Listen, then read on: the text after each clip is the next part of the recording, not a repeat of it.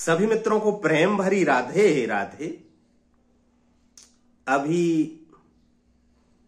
शंकराचार्य अभिमुक्तेश्वरानंद जी बिहार गए और पत्रकार वार्ता में उन्होंने कहा कि हम चुनाव के लिए ही बिहार आए हैं। अब सोशल मीडिया पर तो यही खबरें वायरल हो रही हैं कि शंकराचार्य की चुनाव में एंट्री, शंकराचार्य उतारेंगे अपना प्रत्याशी, जबकि उन्होंने स्पष्ट कहा कि हमारा राजनीति से कोई वास्ता नहीं है।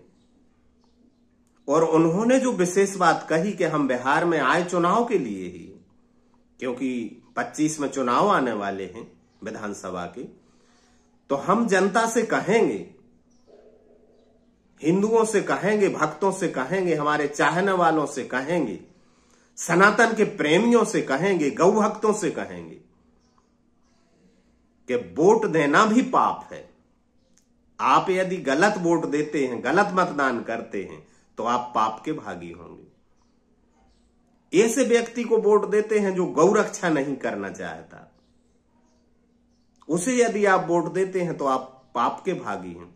उन्होंने किसी पार्टी का समर्थन नहीं किया कि किसको वोट दें, किसको वोट ना दें, लेकिन हां, ये उनकी बातों से ये तो स्पष्ट होता है कि भारतीय जनता पार्टी और कांग्रेस पार्टी से थोड़े खपा है शंकराचार्य जी।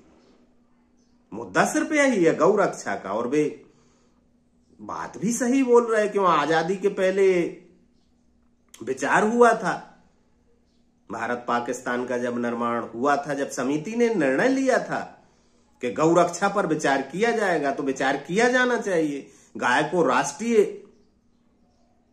पशु घोषित करना चाहिए, राष्ट्र माता घोषित करना चाहिए गाय को। इसके पक्ष में मैं पूरी तरह से हूं 100% के गौ माता को राष्ट्र माता, भारत की राष्ट्र माता घोषित कर देना चाहिए। गौ को राष्ट्रीय पशु घोषित कर दें तो गौ हत्या बंद हो जाएगी और गौ हत्यारों को फांसी की सजा भी होना चाहिए।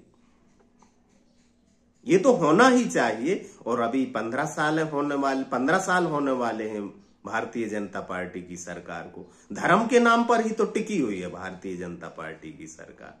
तो शंकराचार्य ये तो ठीक कह रहे कि वेद लक्षणा गौ माता की रक्षा होना चाहिए, लेकिन ये रहस्यमय वचन बोल दिया कि मतदान करना पाप है। अब किसको करना पुण्य है और किसको मतदान करना पाप है? वोट डालना पाप है। यदि आपके वोट डालने से कुछ गलत होता है तो उसके पाप के भागी आप भी होंगे। कहना क्या चाहते हैं वे? किसको वोट दें फिर? जनता किसको वोट दे? ये तो उनको ही बताना पड़ेगा कि हम किसको वोट दें, क्योंकि जनता सब इतनी बुद्धिमान, इतनी तर्कशील थोड़ी है कि आपके गुप्त वचनों को समझ जाएगी कि वोट डालना पाप कैसे है और वोट डालना पुण्य कैसे है। स्पष्टता ही बताना पड़ेगा कि किसको वोट देना पाप है और किसको वोट देना पुण्य है। लेकिन ये बात तो जनता को संशय में डाल देगी कि वोट डालना पाप है। अब जनता भी सोचेगी किसको दें वोट, क्योंकि वोट डालना पाप। तो उन्हें स्पष्ट ही कर देना चाहिए। राधे राधे।